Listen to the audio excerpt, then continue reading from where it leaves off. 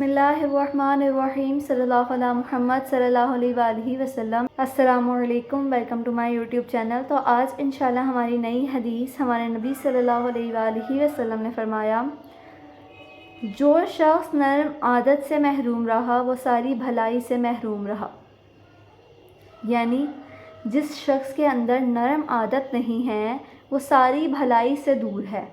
بے شک وہ اچھے کام کرتا ہو، لیکن جب وہ کسی کو بلائے گا ہی بدتمیزی کے ساتھ، کسی کے اندر نرم عادت، وہ کسی کا احترام نہیں کرے گا، وہ کسی کا لحاظ نہیں کرے گا، وہ کسی پر رحم نہیں کرے گا، تو وہ کس طرح کسی بھلائی کا دعوے دار ہو سکتا ہے۔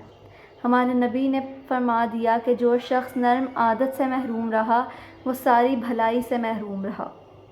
ہمیں نرم عادت کو اپنانا چاہیے، ہمیں ہمارے نبی صلی اللہ علیہ وآلہ وسلم کی سیرت پڑھنی چاہیے۔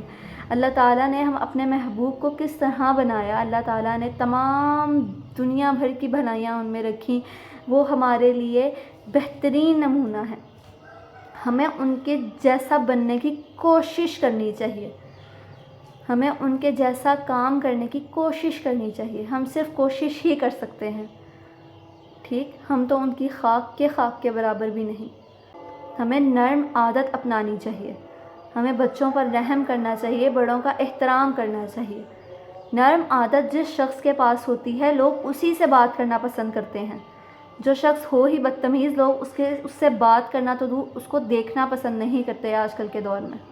کام وہی کرنے میں مزہ آتا ہے جو سب لوگوں کے کاموں سے ڈیفرنٹ ہو، ٹھیک۔ اگر سب لوگ بدتمیزی کر رہے ہیں، اگر سب لوگ ایک دوسرے سے لڑائی جھگڑا کر رہے ہیں، تو ہمیں ایک دوسرے کے ساتھ نرم عادت رکھنی چاہیے۔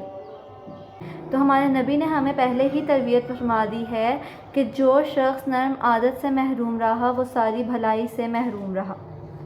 ہمیں نرم عادت اپنانی چاہیے، ہمیں بڑوں کا احترام کرنا چاہیے، بچوں پر رحم کرنا چاہیے۔ اگر ہم نرم گو ہوں گے تبھی ہمیں عادت پڑے گی کسی سے پیار سے بات کرنے کی۔ اگر ہم اس طرح نہیں کریں گے تو ہم ساری بھلائی سے محروم رہ جائیں گے۔